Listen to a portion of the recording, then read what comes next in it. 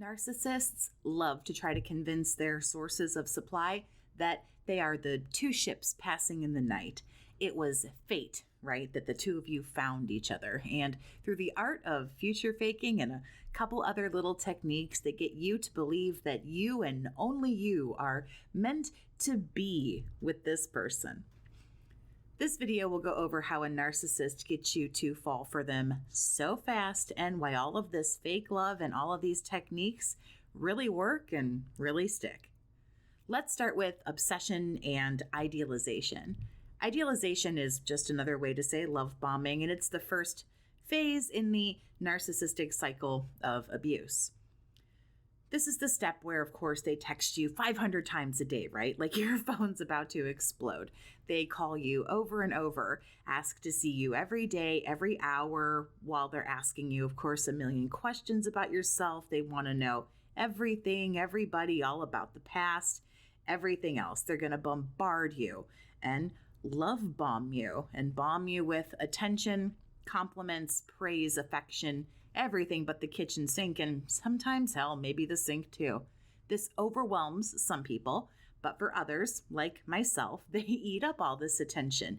It might tap into a person's need to be needed or wanted, especially if we aren't feeling that way to begin with. And then here comes this person giving you all the love, all the attention, all the everything. Narcs are really good at making you feel amazing, desirable. Again, especially if we weren't feeling so hot in the first place. Sometimes it makes us feel like we're worth something. We felt absolutely worthless, so low, so down, and here comes this one person and they change it all around. It's one hell of an ego boost as we are placed on a pedestal by this person. The more this person tries to wedge themselves into your life, psychology does its job and it begins to make us feel like we've known this person for a very long time, even though in so many cases we definitely have not. But it helps us feel like we're learning the patterns of this person. But all we're learning are the patterns of deception. After the obsession and the love bombing comes the mirroring. And these things are not happening in order. They're all happening simultaneously, but I can't talk about them all simultaneously. So it's not like if one thing is happening, they can't do another thing. These are all working in conjunction in this phase of the cycle. So after the obsession comes the mirroring or copycatting, however you want to say it. It furthers the bond and the hold that the narcissist will have on you. Mirroring is where you start to realize how much you have in common. All your likes, dislikes, perhaps even really big important things like religion or political views, and they all just seem to align so well that it's almost uncanny, really. But this is also a good time for a narcissist to show you how okay, quote unquote, they are, even if they don't like something or something doesn't align. And this is going to add to other phases of the love bombing. Let's just say that maybe religious views don't align. If you are Catholic, perhaps, and they practice a different religion, they will tell you how progressive, quote unquote, they are, and that that's totally fine with them. It's not, by the way, but it builds another false sense of trust in this person. And we're continuing to build up this trust, and we're watching these patterns. Even though we don't have everything in common, now we're learning, hey, look, we can be adults about it. Yeah, no, you cannot. But for now, the narc is going to pretend to be okay with things that they don't like, making this person seem even better because now they seem more adult, of course, more mature, flexible, agreeable, easy to talk to and to work through things with. And as we know, none of those things are true, but they're really great here in the beginning of showing you the illusion that they can do that. The narc then goes in for the kill with future faking. Now that the narc has you feeling good in the short term, they're going to shift focus to the long term. Future faking is a great way to get you to act for the narcissist right now as they promise you the moon. The problem is the moon comes later. The moon's never going to happen. The problem is we don't know that at the time. They begin to fill your head with ideas about things like moving in together, getting engaged, getting married, having kids and things of that nature.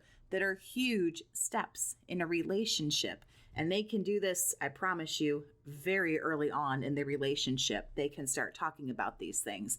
And it gets your little wheels turning as you begin to build in your head maybe a plan of a future together.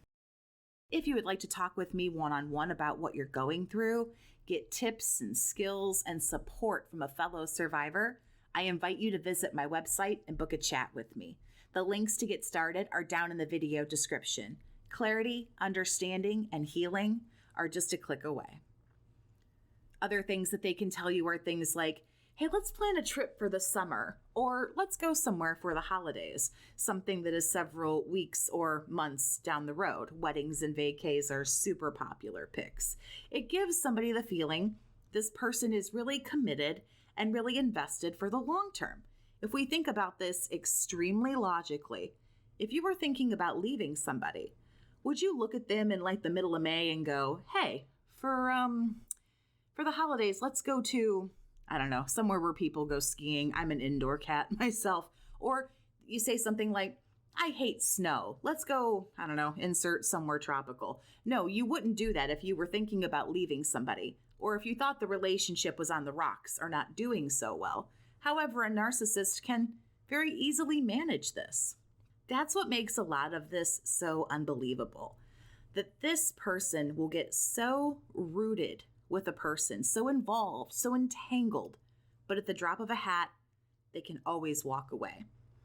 Lastly, as part of the future faking, they can pull words like soulmate and twin flame and garbage like that out of their hat. These are words that narcs love to throw around like, I don't know, like something you throw around a lot. I'm a YouTuber, not a dictionary. These are great phrases because they trick your mind into thinking that this person, this shitty narc right here, is not only the one for you, but the only one for you. That tricks your mind into thinking that this is one of a kind. And if you get rid of it, well, then you have zero.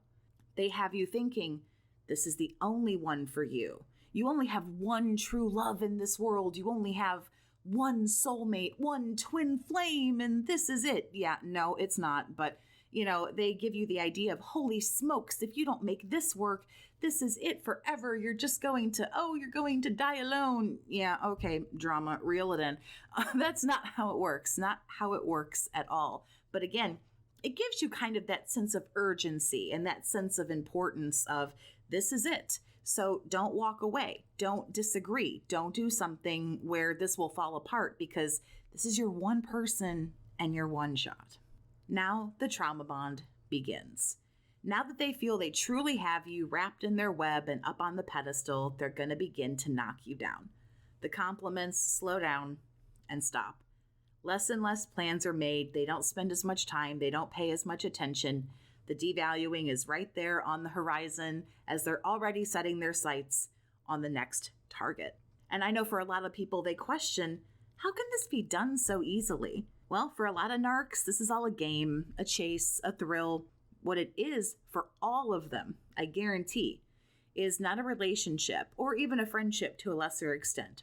I assure you there is no ship here of any kind. This is a business transaction.